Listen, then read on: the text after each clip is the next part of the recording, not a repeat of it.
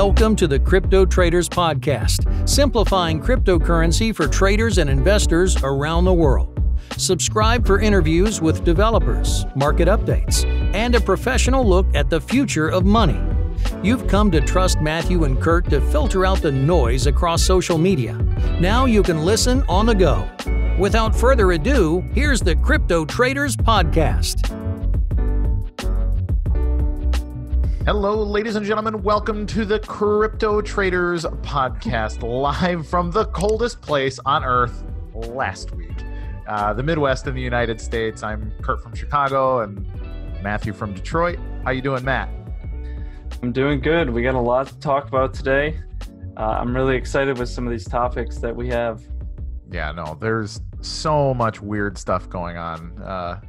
Just all over the place. In fact, there's a lot of really good news. Despite the general bear market sentiment, there's some really interesting stuff going on. So today, right after we tell you not to take anything we say as investment, tax, or legal or financial advice, we're going to talk about Coinbase and BAT. We're going to talk about the Quadriga dead man walking exit scam. We're going to talk about Jack, Twitter, the influencer culture, and a little bit about Binance and some of what's going on in their universe.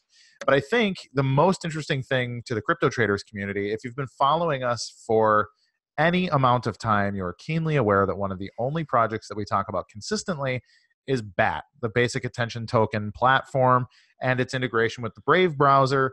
And we've been really, really excited about their relationship with Coinbase, which got an upgrade as sort of a surprise this week. And Matt, maybe you can talk a little bit about some of your long-term, you've been talking about BAT for a year and a half at this point, really since right after the ICO, I think. Well, right. Yeah. Well, right when we started the Facebook group, this was in August 2017, I was talking about BAT as something that's probably one of the only ones that I think could last out of the tokens that are out there. And most of the reason has been to what Brave has done, growing their company to over 5 million, 6 million monthly active users. I think that's one of the largest, if not the largest, out of any cryptocurrency project right now. Absolutely. And the users are what matters. They've been able to grow despite the bear market, and they haven't even launched their main product yet. And I think this Earn.com Coinbase partnership was kind of a tease to what's to come with BAT ads. That was a big move from Brave. They're donating 5 million in BAT to people that are using Earn.com. So if you go on Earn.com and you start answering the questions and make an account on there, you'll be able to earn BAT for doing so. Yeah, it's fascinating because Earn.com popped up a couple of years ago to be a Bitcoin service concept for people consuming internet content. Really, Earn.com itself sounds like the prototype of the BAT concept in the first place. So it's interesting that as Bitcoin has become less and less a tool for commerce or something fun to play with on the internet, we've seen all these other things leak in, and BAT really has jumped in, head first or both feet forward or however you want to put it. But BAT has said, hey, we want to be the currency that people use to consume content on the internet. And I think it's done them really well. And I've been saying for years, if you want to create demand, if you want to create actual value for your coin, you need to create a product that people actually use in the real world. Well, if we're talking about internet currency, people who want to use internet currency as part of their browser. And there's been hubbub about Opera browser having an integrated crypto wallet and some of the other integrations with Chrome and Chromium. But Brave decided to show up with a really, really great browser. It's a browser that I legitimately use in the real world every day, and you get to earn a little bit of BAT just by consuming stuff in your day-to-day function. And I think that's a really smart business model, which isn't a surprise because Brave and BAT are both run by really smart people. Brendan Eich being a legitimate businessman from the fintech space for, the last 20 years, I guess. But I've seen them get a lot of hate recently from the Bitcoin community of people saying it's a scam. They should have used Bitcoin. Why are they making a token? And a lot of those same people don't know that they tried to use Bitcoin originally before BAT was even created, and it Yep. didn't work with their business model. So Right. Yeah, about 2 years ago, I remember we interviewed Luke Mulks previously, who's I believe he's the head of operations or something of BAT. Business development. And he said exactly that. Like, hey, we tried to build this on Bitcoin and it was impossible. And now the response is, well, but you could just use Lightning and your coin is garbage. And frankly, I'm bearish on Ethereum long term. I'm not a big Ethereum fan. So by default, I'm not super excited about BAT's relationship to the Ethereum blockchain, but BAT, I mean, they created a token that has value because they filled an actual business use case. And I think that's the real takeaway from the whole thing is incentivize actual commercial use of something, and and people will use it. It can't just be the promise of doing something in the future. But when do you think, Matt, the big shoe to drop, what we're waiting for is BAT ads? Do you have any prediction? Do you think it's going to be all of a sudden? Is it going to be, maybe on Valentine's Day? Pure speculation, but what do you think? Are we just going to, all of a sudden, it's just going to be bam, BAT ads are out? Or what do you got? Well, they've already been in development. You could already use BAT ads in the developer's browser. So they're already working. They're just not turned on to the public yet, rolled out. I believe they're going to roll it out with Brave 1.0 whenever that update happens. But I would assume it's sometime this month or sometime very soon. Right. I think this Coinbase news is a lot bigger than people think. We don't see exchanges get behind projects easily, especially Coinbase. Coinbase has really taken its time to vet to make sure these projects are legit, that they're working with. And now Coinbase, I believe they acquired Earn, correctly? They are correct. They own Earn.com. They own Earn.com now. So they own Earn.com, and now they're putting BAT on Earn.com. They have video tutorials on their website, like 1 to 2 minute videos explaining how Brave works, why you should use Brave, how you could earn BAT through Brave. Yeah. So they're showing tutorials on their website on how to use BAT ads already. So it would only make sense to me that the actual product gets launched pretty soon, and then it's going to be something they're continuously working to improve all year.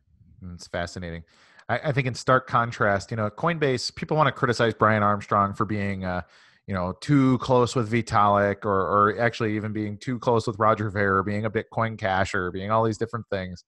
But, Brian Armstrong is a businessman, and Coinbase wants to really be the kind of central hub of the mainstream of crypto business. And, more power to them. I fully invite competitors to come into the space and do good things, because on the flip side, what we have previously called the Canadian Coinbase has gone ahead and had a really, really weird couple of weeks, starting with rumors about 2 weeks ago. Quadriga, I don't know the right way to spell it or pronounce it, rather, because I'm not Canadian.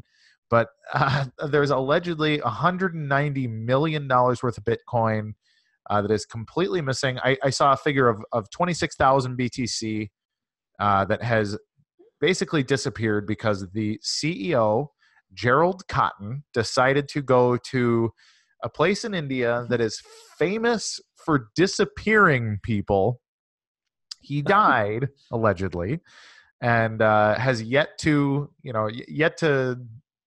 resurface. Now, here's the weird thing. He allegedly died of Crohn's disease, which is not something that typically kills people. And it certainly is not something that typically kills people when they're in their 30s. Now, Gerald was 30 years old when he allegedly suddenly died of Crohn's disease, which is an inflammatory bowel disease. Like it basically just means you have bloated guts. So, and it's leaked its way into the mainstream media and everything else. But I think it's fascinating how much the kind of the crypto social media bubble has turned into, well, is this an exit scam? Or did he legitimately die? And I don't know which one's more terrifying. But the real question is it possible that company was actually operating entirely off of Gerald's laptop? where he had encrypted private keys for 26,000 Bitcoins. Because if that's the case, I don't even know what to do with that information. And tons of other coins. Sure, absolutely. The other stuff that he had as well. But I mean, what do you think? Do you think that that's what is the most plausible thing that you think could have happened here? Well, this has actually gone national. I saw an article Fox News posted on their page to the mainstream media is now talking about it because it's a big deal. And I think it sounds really fishy. I don't think they found a body. And I think that's going to confirm at least that he's dead. Right. Whether or not who has the funds, they need to find the keys. Right. See if they're moving the funds. But it really does look bad on the whole industry, I think. Yeah. And of course, the mainstream media is going to jump on any attempt to slander the crypto industry. Right. Well, and that's what's fascinating too. I think, well, two things. Like when I look at it, I see like instantly you have crypto social media and crypto news all immediately like, this is a scam. This is all this stuff. And I think it sort of indicates how much we're conditioned to assume something is dishonest, even amongst ourselves, which is telling, but also kind of holding on to that hope that like, man, maybe we're going to find this guy and get our damn Bitcoins back. And it's a really weird little piece of kind of cultural zeitgeist there to see the reactions. But I don't know what I think. I've looked into it, not super deeply, but I don't know if I'm more weirded out by the fact that all of it happened and he died, or more weirded out with the plausibility that he has somehow like changed his identity and is now living the dream with his own Bitcoin fortune that presumably he could not spend because there's an immutable record of what's what, right?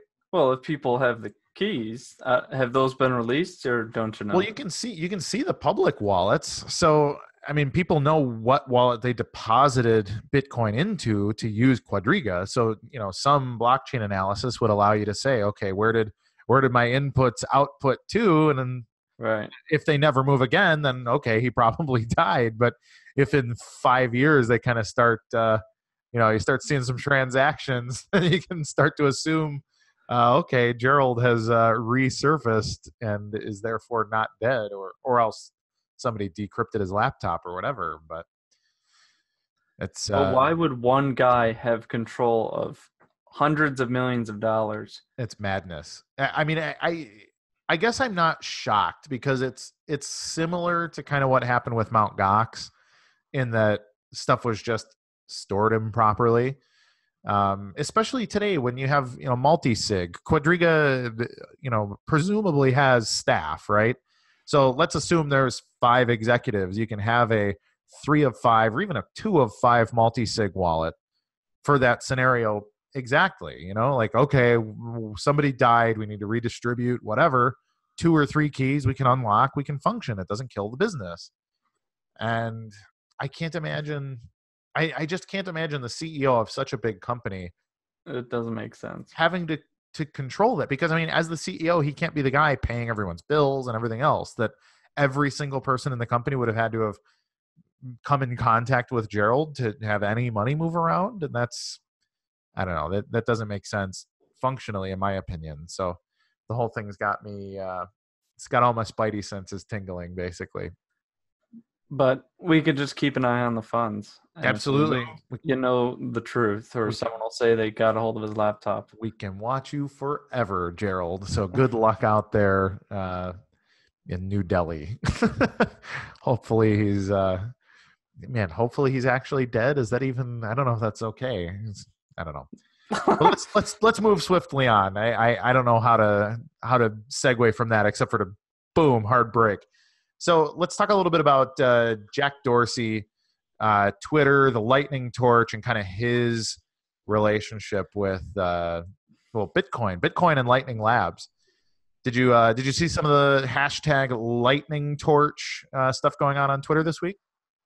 Well, that's what I wanted to ask you about, because I saw this Lightning, they're passing the torch, and you saw them tweeting what looked like was a really long wallet, and they were doing something back and forth, and then Jack got involved, and then he started talking all this Bitcoin stuff. So could you explain like what was going on with the passing of the torch? So, as with most things on Twitter, it all starts with a cat. Not really. So there's this account called HODLNOT. It's literally an anonymous Twitter account of a cat in a space suit looking up at the moon, and it's a Bitcoin maximalist. Talks about nothing but BTC and Lightning Network, and decided I believe it started with 100,000 satoshis and said, "Hey, I'm going to pass 100,000 sats to somebody who I trust using the Lightning Network." And then people have to add 10,000 satoshis and pass it to someone they trust. And then whoever receives the torch when it is at $150 in value gets to keep it. So they called it the trust, whatever, the trust chain, the Lightning Network trust chain, blah, blah, blah. But what they were doing is they were trying to market to the world that, hey, Lightning Network is a viable tool for Bitcoin. We're going to scale to universal sizes using Lightning Network. And part of what they're doing is trying to show that, just 6 months ago, I think you had a 50% chance of a Lightning failure if your value was over $20. So they were doing sort of a live test. However, I had my suspicions as soon as I follow HODLNOT on Twitter to keep an eye on what's going on with the core universe. But I saw it happen and I was like, okay, this, like, the way that they were communicating with each other struck me as sort of a marketing ploy. And then all of a sudden, Jack Dorsey, at Jack, the CEO of Twitter, Square, Cash App, and a major investor in Lightning Labs, gets the torch. Well, here he goes. He posts his like 900-digit Lightning wallet address. And, this uber complex Lightning wallet and acts all like, oh, hey, I think I know what this is about. I'm going to jump in and play cool. And then you get the standard like, Jack, what other cryptocurrencies do you hold and whatever else? And he's, nothing, man, just Bitcoin. I'm too cool for everything else. And then he connected with Elizabeth Stark, who's the CEO of Lightning Labs, who, Secret is one of his business partners, by the way. And just acting like, hey, what a cool thing. What a cool, spontaneous thing. And the thing that people don't realize is that Jack Dorsey is very much he's an investor, and he's not a minor investor. He's a major investor in Lightning Labs. So he has every incentive to pump the Bitcoin price and to pump the value and to show the value of Lightning Labs. Like, Lightning Network is the primary product offering of Lightning Labs, of which he's an investor. And I look at that and I say, okay, why is the SEC not looking into that? Because Elon Musk, who's one of my favorite entrepreneurs, just about 2 weeks ago, about 2 months ago, rather, posted about his excitement about something coming up in Tesla. And that's all he said. It was cryptic. He said, I'm very excited, was essentially the narrative there. And he was fined, first of all, and forced out of his position on the Tesla board, because that's an SEC violation. It's akin to pumping your own stock. And so, the funny thing is that the Bitcoin price actually dropped, but the real problem is that Jack was specifically pretending to organically participate in this thing. And then, there's just no way that it was organic, that Jack, like, oh, I'm going to hop on Twitter and see what's going on, and then jump in and pretend to participate. I got the torch. Right. Oh my gosh, this is so cool. I've got the Lightning torch. And it's like, I can't help but say, like, where are the regulators on this kind of thing? Because Lightning Labs is a company. Like, I don't think that Bitcoin should be innately regulated and things like that. But Jack owns one of the most powerful media platforms on earth. And he's an owner of the product that he is pumping and pretending that he is excited to learn about live on Twitter. And that's not some kind of massive conflict of interest. And it's just, the whole thing has just been driving me crazy. And then segue, anybody that follows Gab.com. Gab is a is a platform that was put together by a bunch of basically right-wing political dissidents to talk about alt-right politics because Twitter deplatformed them. Jack Dorsey is a well-known left-winger. He's not a crazy one, but he's a political liberal, and started deplatforming people like Alex Jones for political reasons. And that's fine. It's his prerogative. It's a private network. But Gab popped up to give support to these people, to compete with Twitter and give a voice to people that have been censored by Jack Dorsey.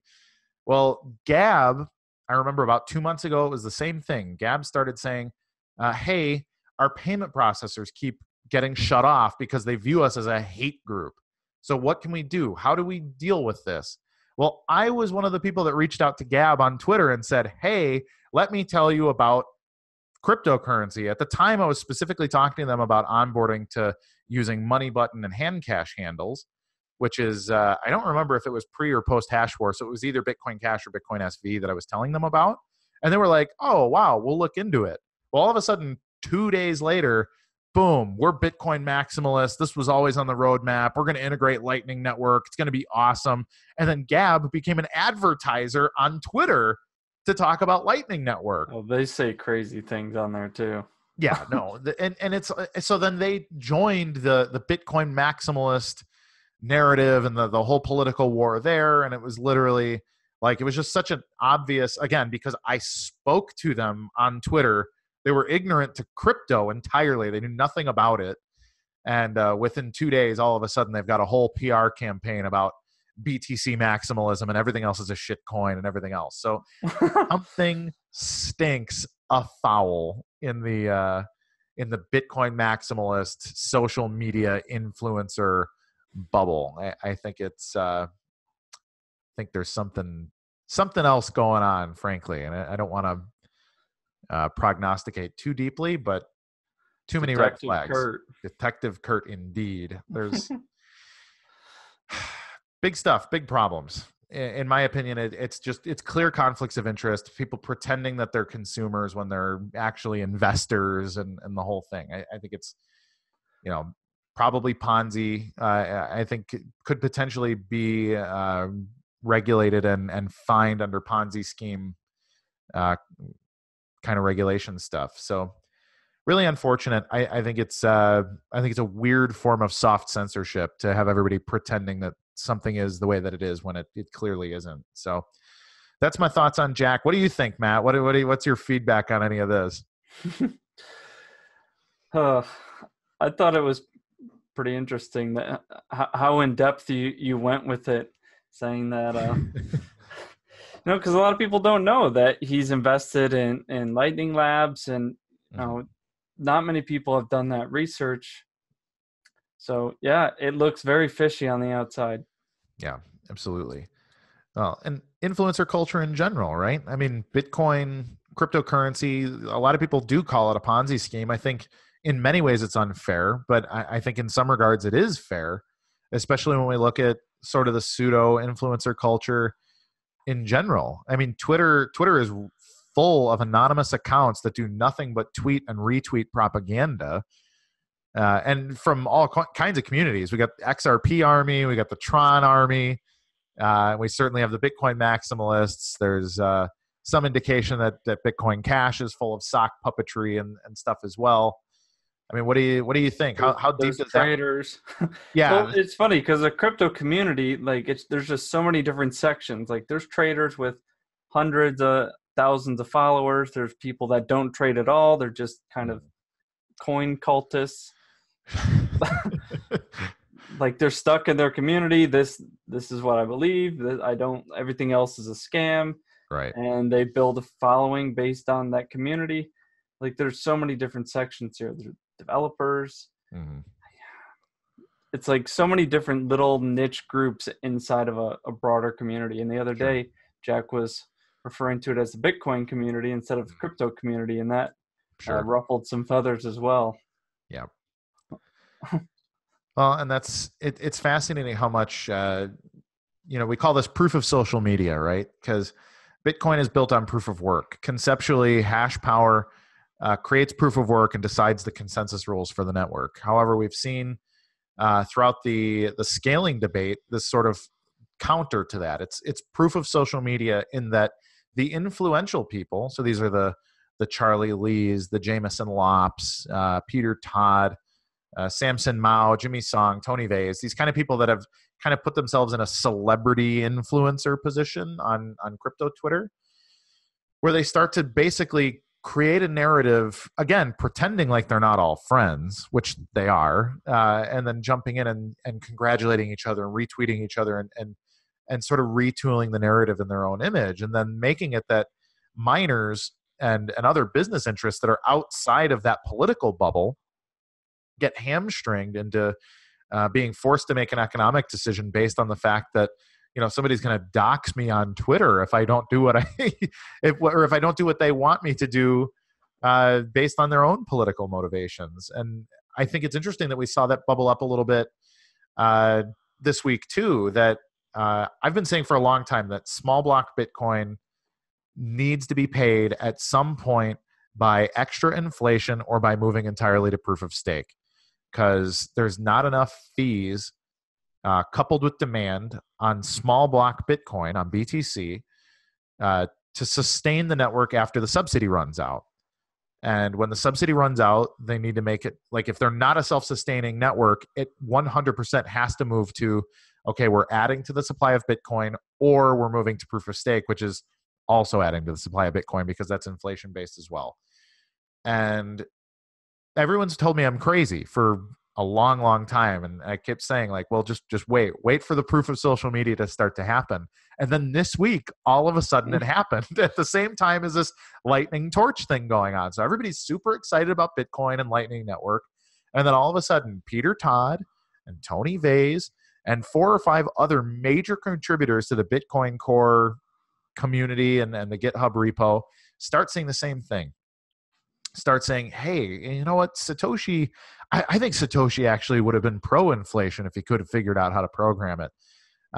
We had a guy named Wayne Vaughn who was at the Satoshi Roundtable of Developers saying specifically, discussion at the roundtable this morning, we might have to introduce a low inflation rate to Bitcoin once the block rate gets too low.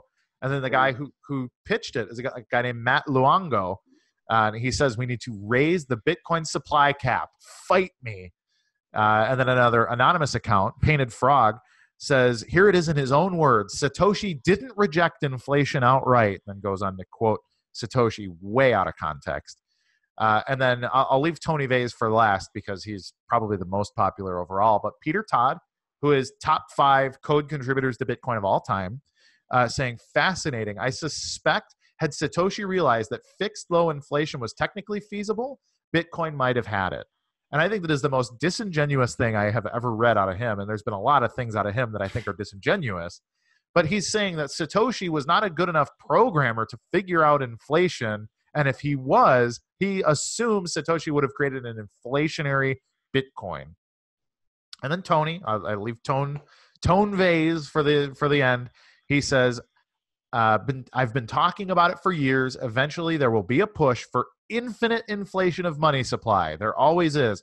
I have also made arguments that going over 21 million Bitcoin to bring back statistically identified lost coins is a reasonable, happy medium. So Tony Vays is talking about if you have a wallet that you have not used, later in the conversation, he mentioned 5 years. So if you have not moved your Bitcoin in 5 years, Tony Vays thinks it would be reasonable to remine your coins.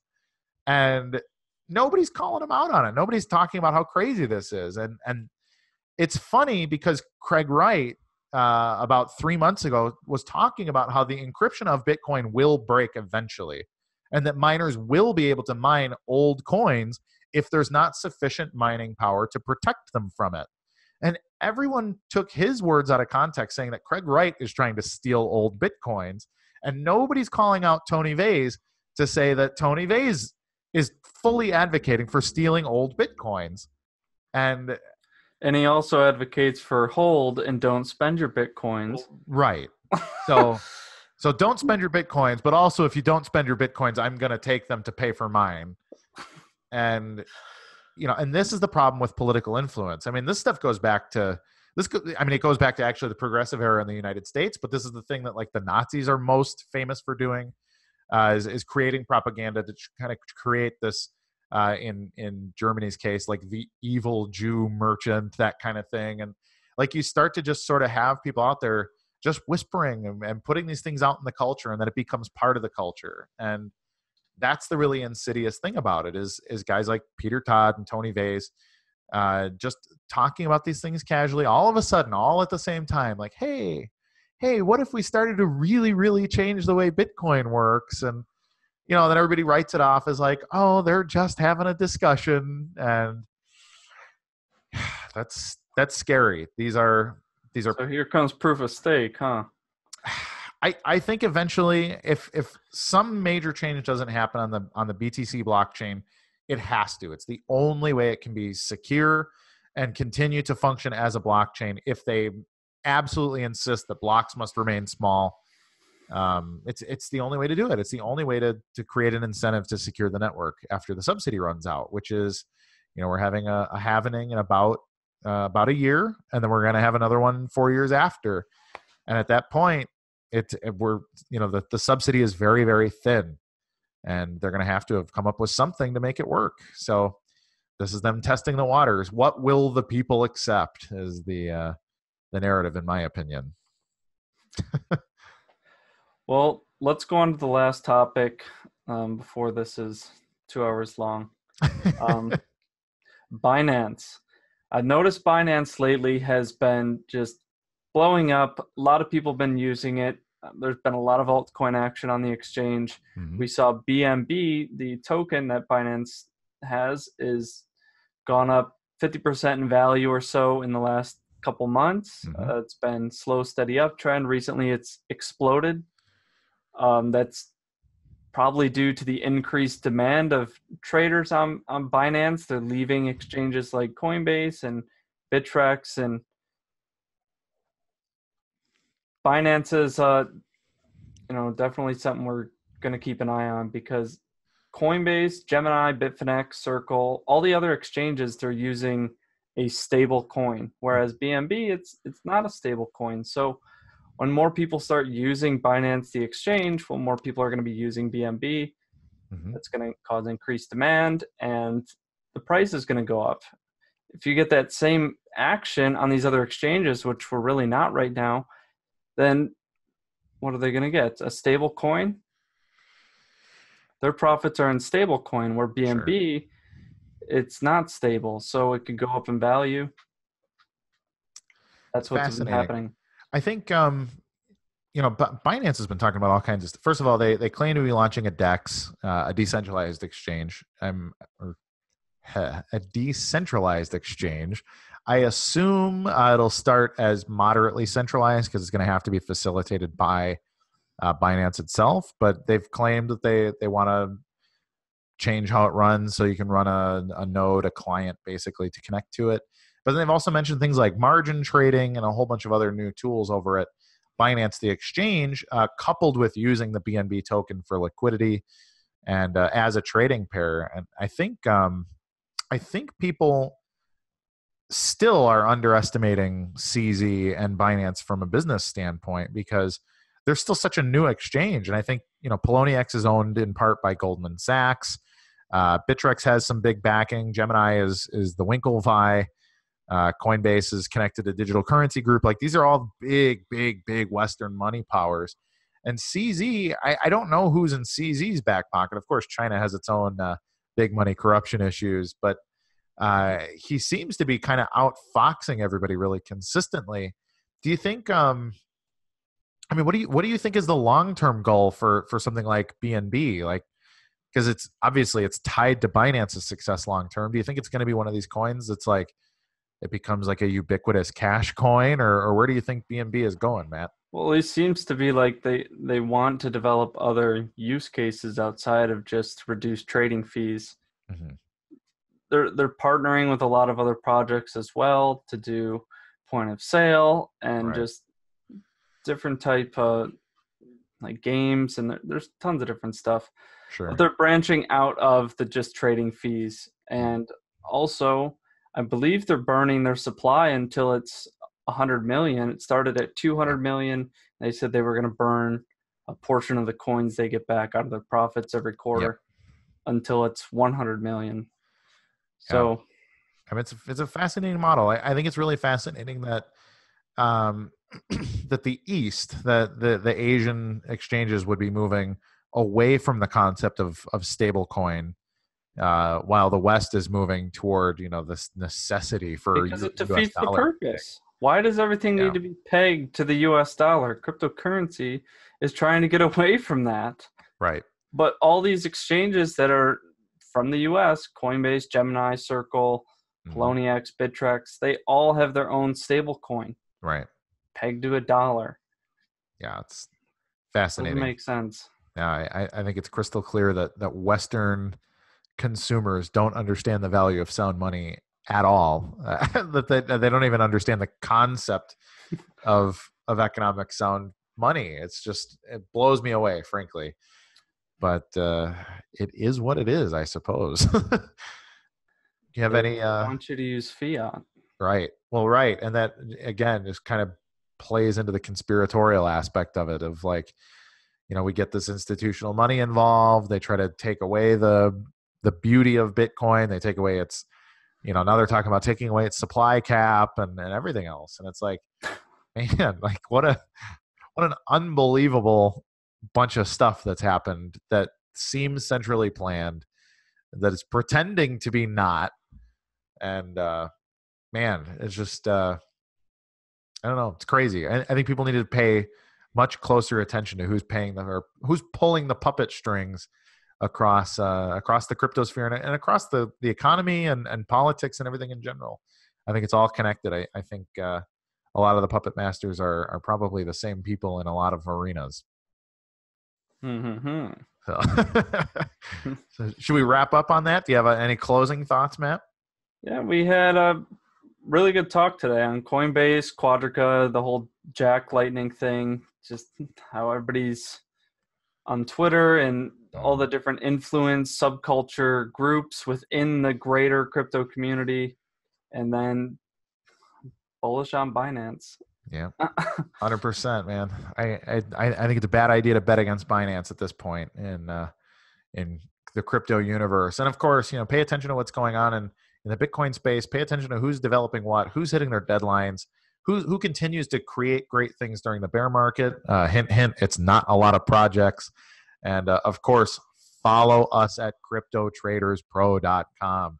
We are the people here to call out the scammy ICOs. We're calling out the scammers, the liars, the crooks. We're doing our very best to find the people that actually do their job and are trying to provide value.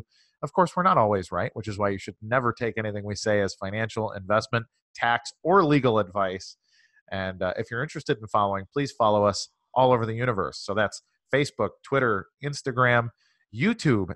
Subscribe, please, to the Crypto Traders Podcast, where you can find us now on iTunes, Amazon, Stitcher, SoundCloud, and the rest of the podcast universe. I've just realized we are all over all the social media platforms, Matt. We're not Snapchat. Making it. Not Snapchat. No Snapchat. It's all children. We're not interested. So, well, maybe we should get these children involved in crypto because they're the digital generation. Gonna get ourselves a 13-year-old marketing executive for Crypto Traders Pro. Fortnite. Yeah, well, that's what we need. We need to digitally advertise. We need billboards on all the video games. So. There we go. So, anyways, I'm Kurt Wooker Jr. from CryptoTradersPro.com, saying, take care, see you on the moon, everything else. We'll see you on the moon. Bye, everybody.